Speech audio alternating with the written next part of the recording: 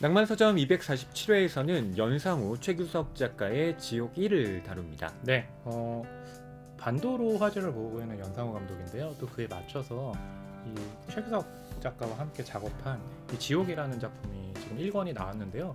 그 전부터 웹에서 공개가 되면서 정말 많은 사람들이 지옥에 대한 이 만화를 막 많이 즐기고, 또 밑에 보면 댓글이요 엄청 많이 달려 있어요. 네. 그럴 정도로 화제를 모았던 작품이죠. 그렇습니다. 네, 연상우 감독은 이 반도라는 영화를 통해서 지금 관객 여러분을 만나고 있는데요. 네. 또 지옥을 통해서 독자 여러분들과 만나게 됐습니다. 네. 두 분의 공동 작업이지만 오늘은 뭐 연상우 감독 위주로 좀 이야기를 해보게 될 것 같아요. 네. 아무래도 오늘 저희 스튜디오에도 직접 나와주시기 때문인데요. 네. 지난주에는 정재승 박사. 예. 이번 주는 연상우 감독. 낭만서점이 이렇게 명사들이 찾는 그런 프로그램이 됐네요. 네. 자, 작가 소개부터 먼저 해드리겠습니다. 작가 소개인데요. 두 분을 소개를 해야 되죠. 네. 먼저 최규석 작가부터 소개를 해드릴게요. 이번 지옥 그 첫 번째 작품에서는 기획을 하고 또 이제 만화를 그렸죠. 상명대학교 만화학과로 졸업했는데요. 연상우 감독하고 또 동문이면서 그때부터 굉장히 좀 친하게 지냈다고 해요. 대표작이 공룡 둘리에 대한 슬픈 오마주. 그때도 그 귀여운 공룡 둘리를 이렇게 어둡게 그렸냐 하면서 또 굉장히 신선한 충격을 줬던 걸로 기억을 하고 있습니다. 신선하면서 동시에 이럴 법하다. 그래, 둘리가 지금 이 세계를 살아가고 그쵸. 있다면 맞아, 그럴 거야. 공감을 불러일으키기도 했고요. 그러니까 말하자면 충격적인 데뷔라고 또 말씀드릴 수 있을 거고, 이후에 습지 생태 보고서, 대한민국 원주민, 백도씨, 무엇보다 송곳 같은 경우가 만화로 성공하고 또 드라마로 만들어지면서 또 많은 화제를 모으기도 했죠. 네. 연상우 감독은 먼저 애니메이션 감독으로 시작을 했죠. 오늘 소개해드릴 작품이 지옥이라는 제목인데, 이후에 돼지의 왕, 칸 영화제 초대받았죠. 그리고 나서 사입이라는 작품 만들었죠. 그런 후에 실사영화인 부산행을 만들었는데 1000만 관객을 넘으면서 실사영화 감독으로도 크게 성공을 했고, 그러면서 부산행의 속편격인 반도가 지금 굉장히 크게 흥행을 하고 있습니다. 자, 그럼 지옥의 줄거리를 말씀드리겠습니다. 이 작품을 보려면 고지라는 걸 먼저 이해하실 필요가 있는데요. 이 환영 같은 존재가 갑자기 나타나서 한 사람에게 지옥행을 통보한다라는 겁니다. 그렇죠. 고지의 내용은 받는 사람의 이름, 지옥에 간다는 사실, 또 지옥에 가기 전까지 남은 시간이에요. 예컨대 허나무, 넌 지옥에 간다. 언제요? 남은 시간은 앞으로 2분. 그럼 2분 뒤에 그 지옥의 사자가 제 앞에 나타나서 어떻게 죽이느냐? 갈고리 같은 것들로 몸을 막 찌르고, 그리고 나서 마치 불에 태우듯이 태워버리고 사지로 다 찢죠. 정말 잔혹하게. 그렇죠. 그 지옥의 사자들이 한 사람을 정말 지옥으로 끌고 가는 것인데요. 괴물에게는 총을 쏴도 소용이 없어요. 처음에 사람들은 이 사실을 믿지 않지만 이 눈앞에서 실제로 벌어지는 사건을 목격하면서 두려움에 떨게 됩니다. 그리고 사람들에게 이 모든 건 죄를 지은 인간에게 가하는 신의 벌, 곧 시연이다라고 주장하는 단체도 나타나는데요. 그게 바로 새 진리회입니다. 이 새 진리회를 만든 정진수는요, 고지를 받은 사람들이 전부 범죄자들이고, 또 이건 신이 인간에게 정의롭기를 요구하고 있는 증거다라고 설파를 해요. 한 역 앞에서 벌어진 괴물에 의한 살인 사건을 조사하게 된 이 경찰 진경훈이 정진수를 만나러 가게 되는데요. 과연 경찰이 이 사건을 해결할 수 있을까요? 지금부터 이에 대한 이야기 나눠보겠습니다. 자, 이 새진리의 의장 정진수라는 인물부터 살펴볼 필요가 있는데요. 사이비 교주라고 하기에는 좀 소탈해 보이는 모습입니다. 이 정진수 같은 경우는 백팩을 메고 대중교통을 이용을 하는데요. 예의도 바르고 친절해요. 그렇죠. 그래서 이게 사이비 교주라고 하기에는 뭔가 어울리지 않는 모습이다라는 걸 독자들이 좀 생각해 보게 됐고요. 이 정진수의 이제 과거를 좀 들여다보면 고아로 보육원에서 자랐습니다. 그리고 20살 때 퇴소를 하게 되잖아요. 이 시설을 퇴소할 때 500만 원 정도의 지원금을 주잖아요. 그걸로 사실 자기는 죽으려고 간 거다. 몽골로 간 것 같아요. 스스로 목숨을 끊으러 갔는데 거기에서 지옥의 사자들에게 쫓기는 한 사람의 모습을 보고 심경의 급격한 전환이 발생하게 된 거죠. 그러니까 정진수 같은 경우는 사람이 산다는 것은 의미 부여가 있어야지만 살아갈 힘이 있는데 정진수가 죽으려 했던 건 자기는 삶에 그런 의미를 부여할 수가 없었던 것인데 바로 그 지옥의 사자를 보는 순간 이것은 신의 의도가 있는 것이다. 그 의도를 풀기 위해서 난 살아가야 되겠다라고 하면서 또 삶의 의미를 부여를 했던 거죠. 네. 정진수는 경찰에게 우리는 뭐 사이비 교단이 아니라 그냥 스터디 그룹에 가깝습니다라고 말을 하는데요. 네.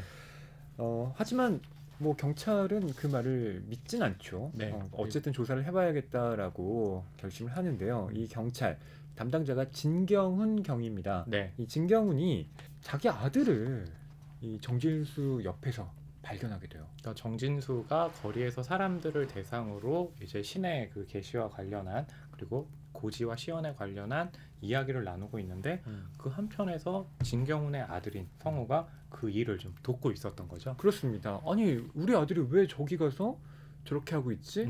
의아해하고 있는데요. 어쨌든 이 아들이 정진수와 모종의 관계가 있다라고 하는 건 뒤에 밝혀지게 됩니다. 네. 네, 이 책의 50쪽부터 52쪽까지의 내용을 여러분께 좀 들려드리려고 하는데요. 네. 그 전에 진경훈과 정진수가 어떻게 좀 대화를 나누게 네. 됐는지 그 맥락을 좀 말씀드릴게요. 그렇죠.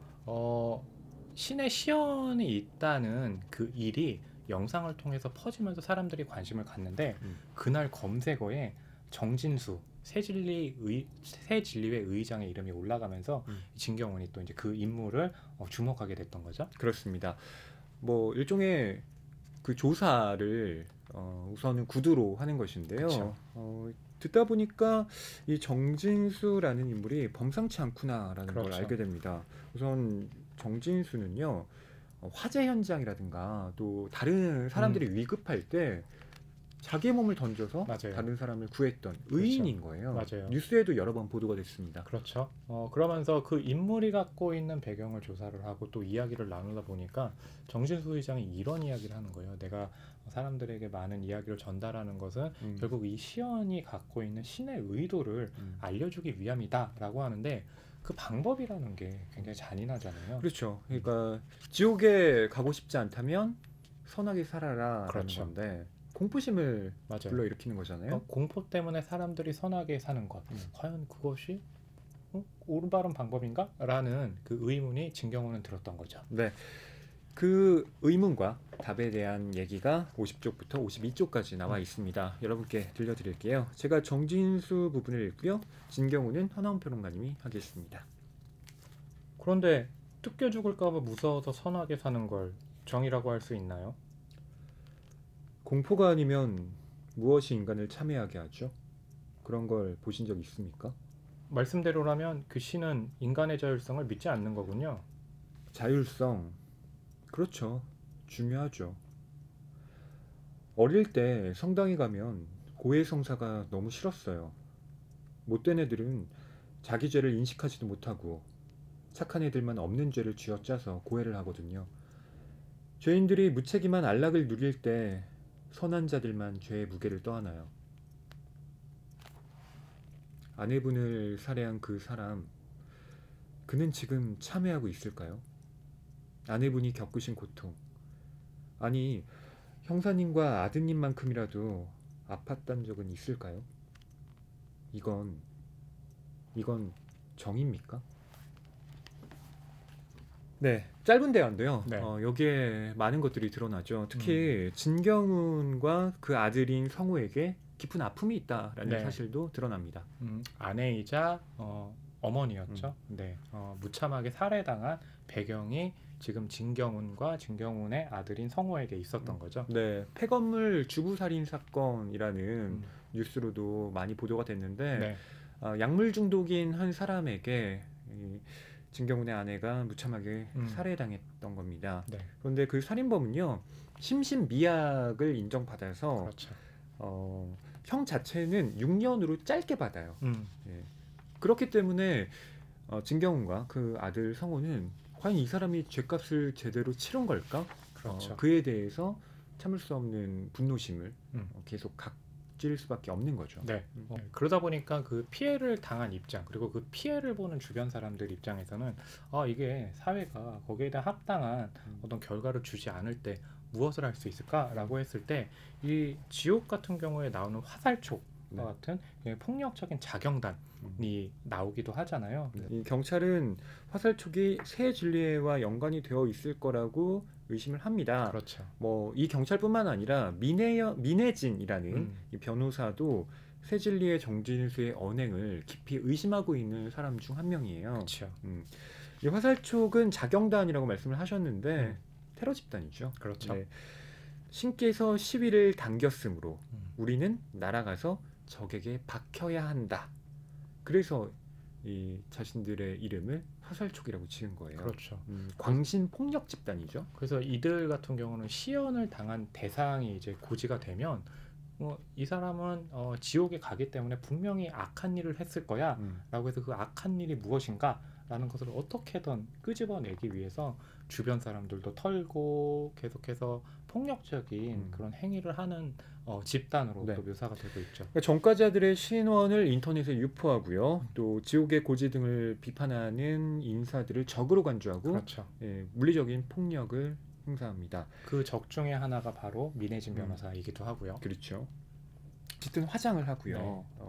네. 드디어 여기가 한국 서울 한복판에서 지옥이 시연되었습니다. 막 이러면서 사람들을 약간 광신 그렇죠. 상태로 몰아가는, 맞아요. 선동하는 이런 방송을 하거든요. 이걸 통해서 회원들을 정말 기하급수적으로 모으게 되는 거예요. 심지어 이렇게 화살촉이라는 자신들만의 표식을 만들어 가지고 이렇게 서로 통하기도 하고. 근데 이 만화 속에서는 이 화살촉이 그냥 점조직 같은 형태인 걸로 보이는데, 근데 정말 한국 사회 곳곳에 깊숙이 숨어 들어가 있다는 것, 그것도 굉장히 무섭죠. 놀라운 건 화살촉, 뭐 새진리회 같은 이런 집단들이 다 정의라는 대의 명분을 내걸고 있다는 겁니다. 그렇죠. 하지만 이것이 과연 정의인가에 대해서 우리는 깊은 회의를 또 할 수밖에 없는데요. 자, 이런 가운데 박정자라는 인물이 지옥의 고지를 받습니다. 5일 후에 15시, 그러니까 오후 3시에 지옥에 간다라는 통보를 받은 거예요. 그날이 이제 이 박정자 씨의 생일이기도 해서 어린 두 자식이 있는데 두 자식이 엄마를 위해서 생일 축하 노래도 부르고 케이크도 부르는데 그 영상을 또 그렇죠. 아들이 찍고 있던 거예요. 그런 거대한 환영이 나타나가지고 박정자 너는 언제 죽는다라고 하는 것을 고지를 하는데 그 영상이 찍혀서 또 널리 퍼지게 되죠. 그러니까요. 이 박정자가요 변호사 민혜진을 찾아갑니다. 그렇죠. 근데 실은 이 민혜진을 찾아가기 전에 이미 새 진리회에게 그 영상을 먼저 보였다라고 이야기를 해요. 이런 건 거기가 잘 알 것 같다고 아들이 그래서요라고 얘기를 했는데요. 이 민혜진 변호사가 묻습니다. 그래서 뭘 하던가요? 그 새 진리회 쪽에서는 이라고 했더니 박정자가 답하기를 방송을 하고 싶대요. 그 시연인가는 제가 죽는 걸 중계하고 싶대요. 생방송으로.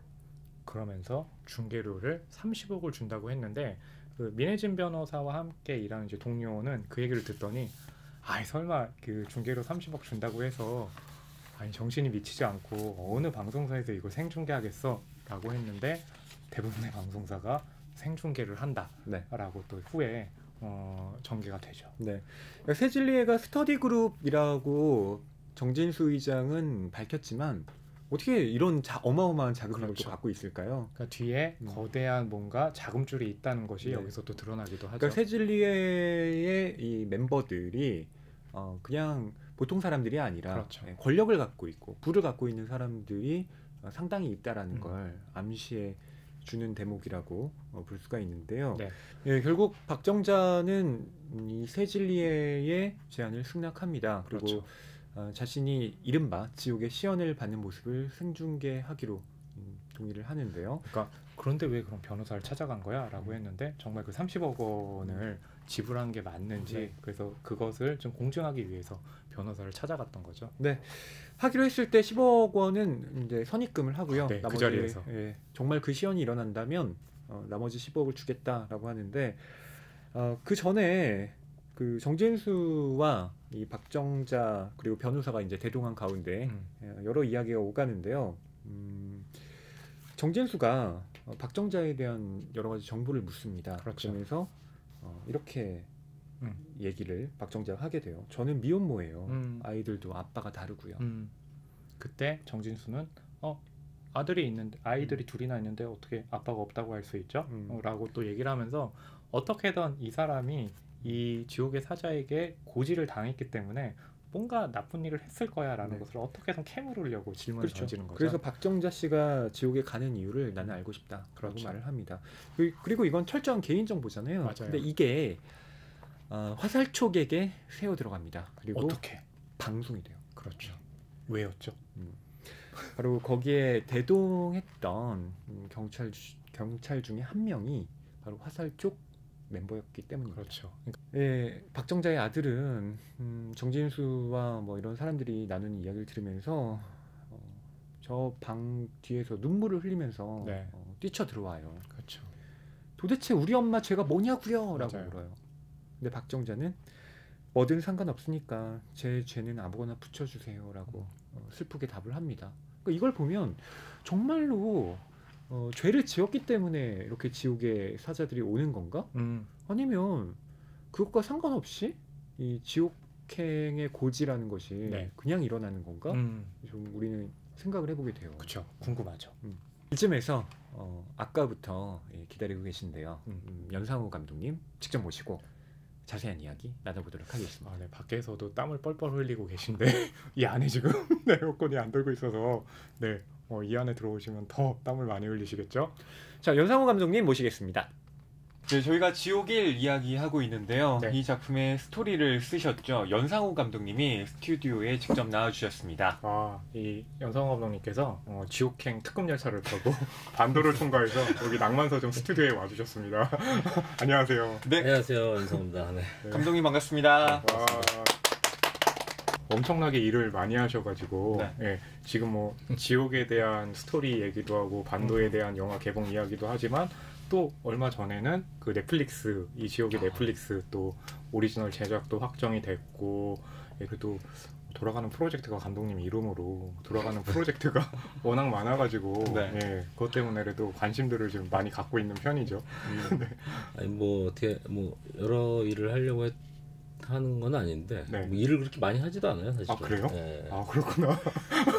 충분히 많이 하시는 것 같아요. 이 정도는 아니다. 그럼 지옥 같은 경우는 이야기를 어떻게 구상하게 되신 거예요 처음에? 뭐 처음에는 사실은 원래 이제 최규석 작가랑 저랑 이제 엄청 친한 친구예요. 친구인데 거의 대학교 때부터 이제 알던 친구인데 그렇군요. 그리고 한 2000년대 한 초반 제대하고 그 즈음에는 되게 많이 친했어요. 지금도 이제 아주 뭐 절친 중에 절친인데 뭐 이렇게 통화는 가끔 하지만은 거의 만날 일이 별로 없는 거예요. 1년에 한 번 보고 그러나 막 그랬던 것 같아요. 직접 되면은 뭐 거의 없으시군요. 그러다가 이제 어느 날 작년인가 재작년인가 이제 맥주를 한잔 하다가 이제 이대로 나이 먹으면 이제 자주 못 보겠다 뭐 이런 얘기를 좀 나눴어요. 그러다가 이제 어차피 뭐 둘 다 막 일 때문에 바쁠 때라서 작업을 같이 한번 해보면 좀 자주 볼 수 있지 않을까 뭐 그런 얘기가 좀 나왔어요.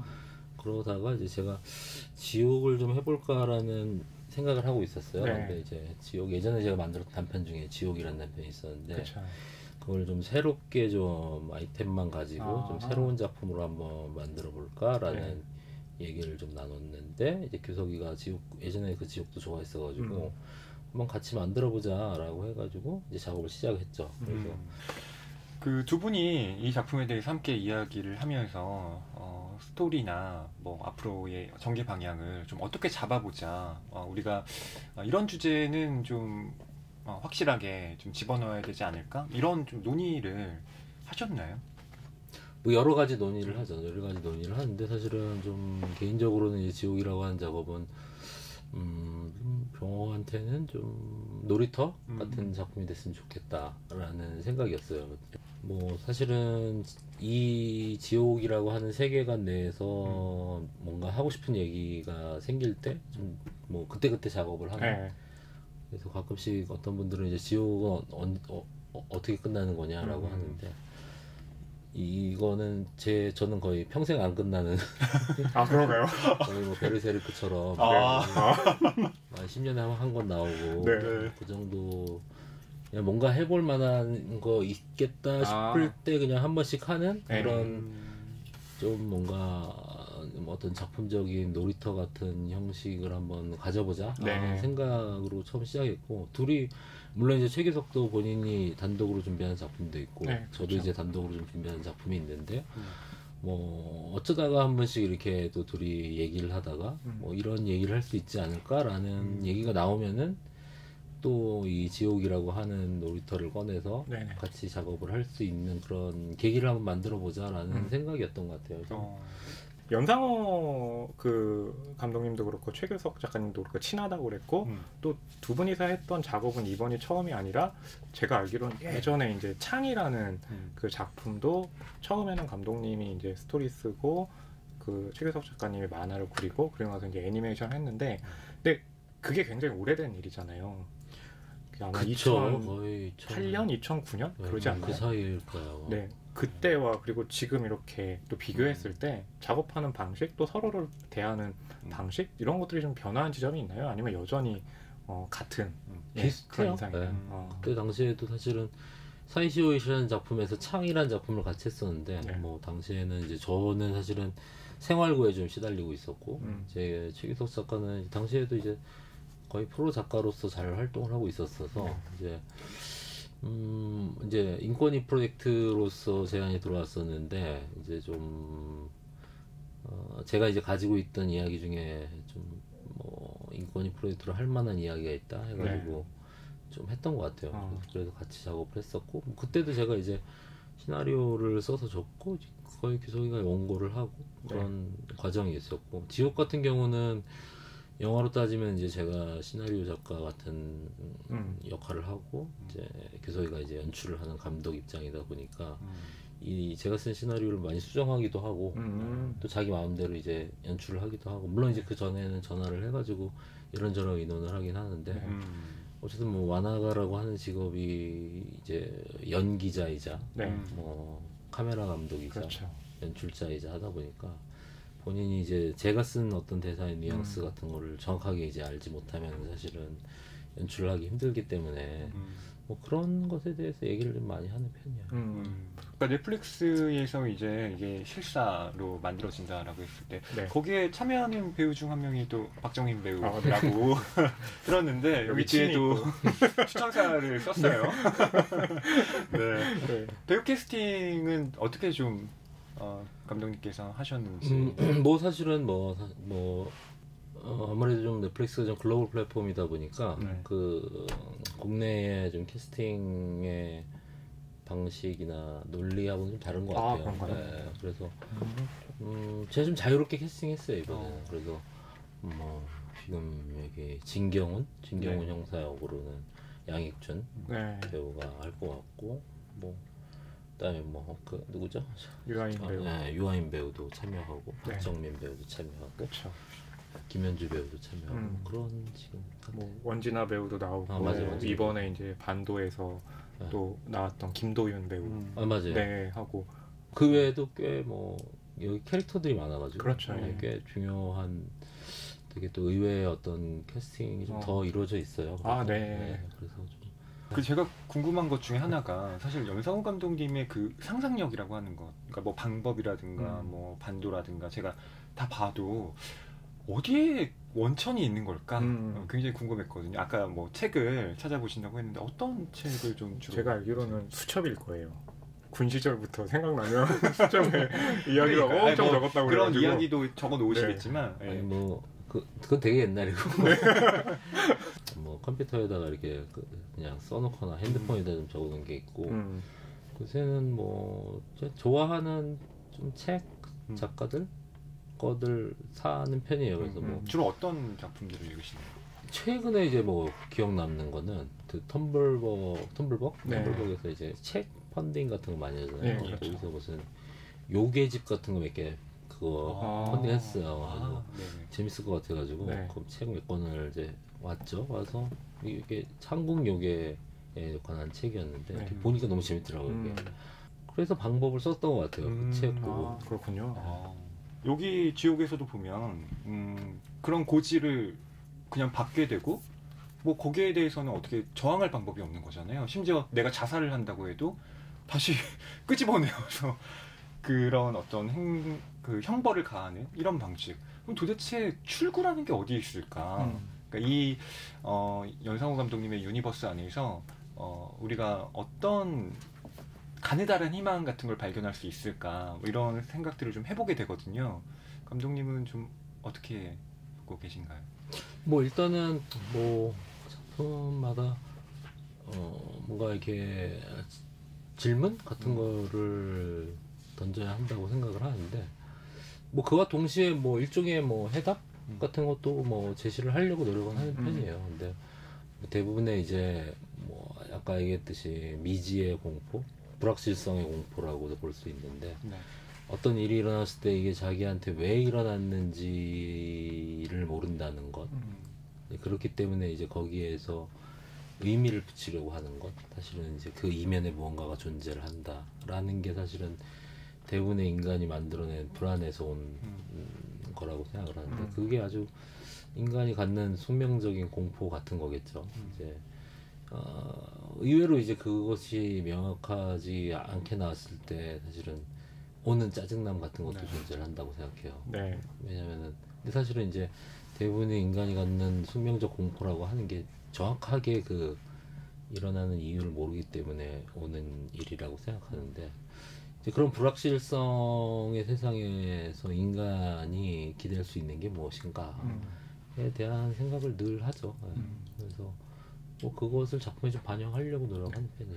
혹시 그 맥락에서 매체의 성격도 좀 고려하시나요? 그러니까 가령 반도 같은 경우 지금 말씀하신 그 희망이라든지 그런 부분이라면 가족을 들 수 있을 거고, 왜냐하면 이제 반도의 마지막 장면을 보게 되면 그것과 관련한 이제 작품이 나오는데 영화에서는 또 그게 굉장히 또 일종의 좀 공식같이 나오기도 하잖아요. 근데 또 지옥 같은 작품을 보면 그렇진 않으니까 혹시 거기에 대해서 좀 매체 차이를 두시는 편인가요? 매체 차이를 두는 편이죠. 네, 사실은 이게 영화라고 하는 측면 좀 훨씬 더 보편성을 띠고 있다고 생각해요. 그렇죠. 어떤 영화라고 하는 물론 이제 영화도 이제 뭐 장르 이렇게 종류에 따라 다른데 특히 이제 뭐 반도 같이 사실은 꽤 예산이 큰 영화들은 사실은 어떤 보편성을 사실은 띌 수밖에 없는 것 같아요. 근데 뭐 그런 작업들이 이제 오가는 거고 사실 뭐 지옥 같은 경우는 사실은 아까도 얘기했듯이 훨씬 좀 뭔가 이게 그냥 작업하는 재미로서 좀 더 개인적인 작업 같은 느낌으로 작업을 한 거고 약간 이런 느낌이에요. 좀 규석이랑 그런 얘기했는데 약간 개인 사업자 네. 네. 개인 사업자에게 약간 장사 좀 자유롭게 장사를 이렇게 주섬주섬해서 시장에 나가서 팔아야 하는 뭔가 물건을 준비하는 거라면은 사실은 영화는 훨씬 좀 다르죠. 영화는 어쨌든 뭔가 입점해야 되는 느낌 그렇죠. 그런 게 있기 때문에 당연히 그게 좀 다를 수밖에 없는 것 같아요. 그리고 뭐 영상화 과정에서도 사실은 넷플릭스랑 접촉을 이 작품 가지고 얘기를 한 이유도 넷플릭스 특성이 있는 것 같아요. 넷플릭스가 글로벌 하잖아요. 글로벌한데 그러면서 동시에 되게 어떤 마이너한 측면이 있거든요. 그렇죠. 되게 그게 아마 창작자분들에겐 가장 좀 매혹적인 부분 아닐까 싶은데. 그 마이너 옛날에는 이제 마이너하다라고 하면은 이제 예산이 작거나 아니면 뭐 그런 거였는데 사실은 그 마이너함을 이제 글로벌로 늘리면서 사실은 예산이나 이런 게 좀 달라지는 게 있으니까 좀 독특한 플랫폼이라고 생각하는데 그런 측면에서 사실은 좀 넷플릭스와 하는 게 더 맞겠다라는 생각이 드는 거죠. 이제 넷플릭스 이런 거는 저희 어머니 전혀 모르십니다. 결제하시는 방식 넷플릭스 모르실 거고. 그러니까 얼마 전에 물어보시더라고요. 다음 작품은 뭐 한다는데 어디서 하는 거냐. 넷플릭스 한다. 넷플릭스가 어디에 뭐냐. 어머님 댁에 넷플릭스는 놔둬야 되겠어요. 이제 방영할 때쯤에 이제 넷플릭스 놓겠죠. 그래서 인터넷 방송이다. 그랬더니 이제 인터넷 방송을 하게 됐냐. 그렇군요. 그러시더라고요. 그만큼 이제 사실은 전 세계적으로 굉장히 유명한 플랫폼이자 되게 좀 그쵸. 마이너한 측면이 있죠. 근데 이제 극장 같은 경우는 근데 거의 뭐 다 남녀노소 다 가는 공간이니까 뭐 약간 차별성을 둘 수밖에 없죠 사실. 좀 어떻게 그러다 보니까 좀 뭔가 좀 뭉툭해지는 측면도 있는 것 같아요. 뭔가 이게 어떤 보편적으로 좀 가야 되니까 좀 보편적으로 가면서 좀 뭐라고 해야 되나요?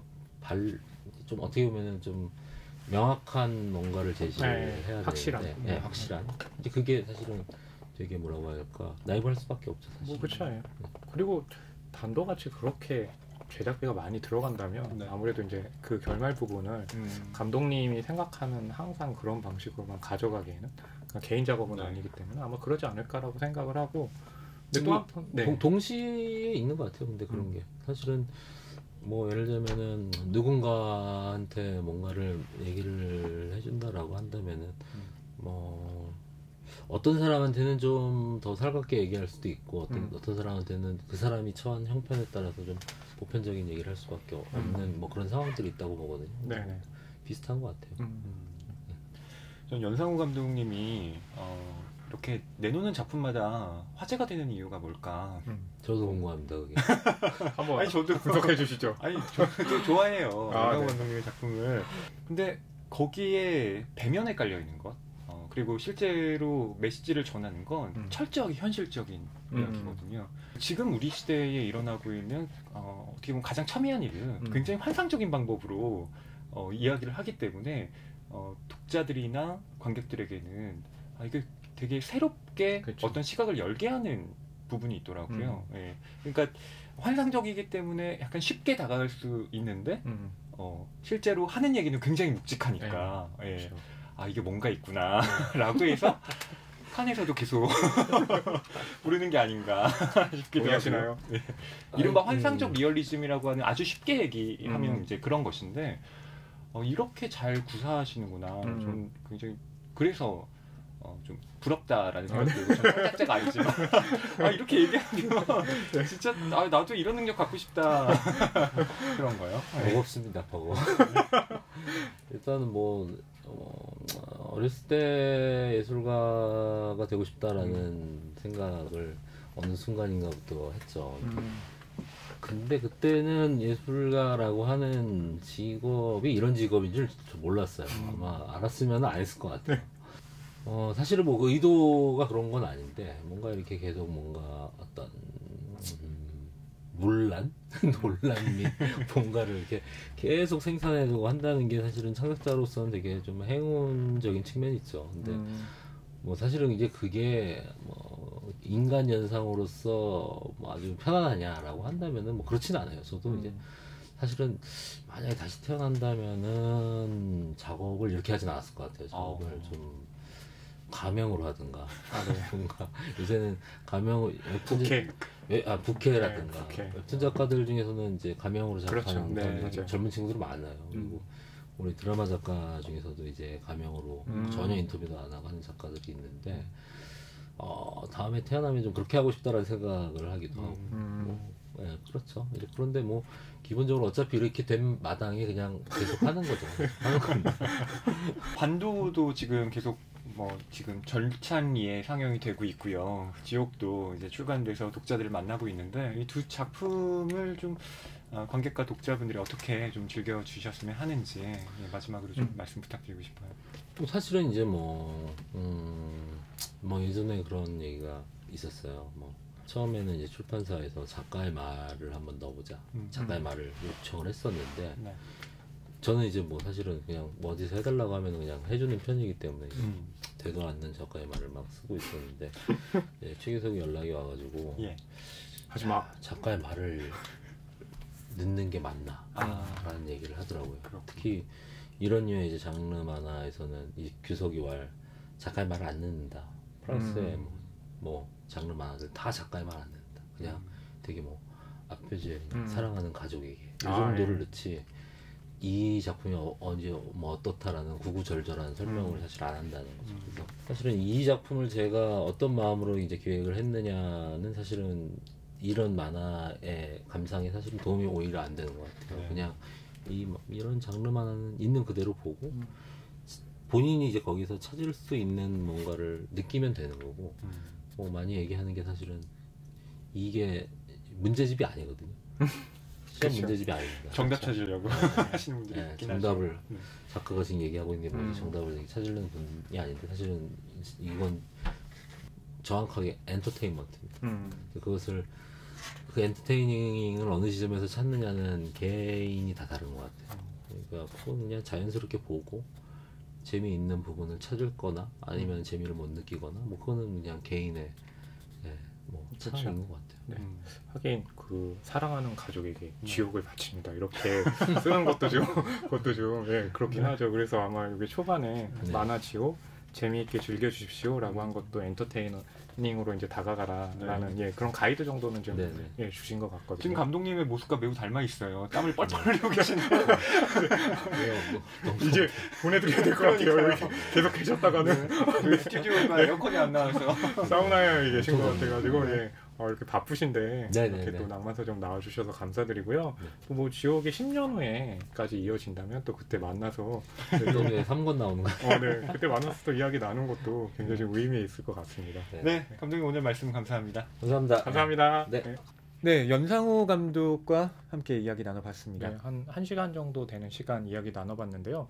인상이 어떠셨어요? 저는 연상호 감독님 처음 뵀는데 상당히 뭐 부드럽게 말씀도 잘 해주시고 여러 가지로 바쁘실 텐데 이렇게 성실하게 답변해 주시는 것에 굉장히 감사했죠. 네, 그러니까 그 성실성이 저는 연상호 감독의 가장 좀 장점이 아닐까 싶거든요. 그러니까 꾸준하게 일을 해오는데 그걸 꾸준하게 해오는 게 아니라 매체를 가리지 않고 그 매체 특성에 맞게 이야기를 만들고 그림도 그리고 또 실사영화도 만들고 한다는 것 성실성이 바탕이 됐기 때문에 일단 가능한 일이었겠죠.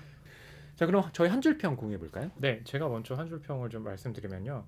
우리 마음속 종교적 믿음이라는 지옥에 관해 라고 얘기를 했습니다.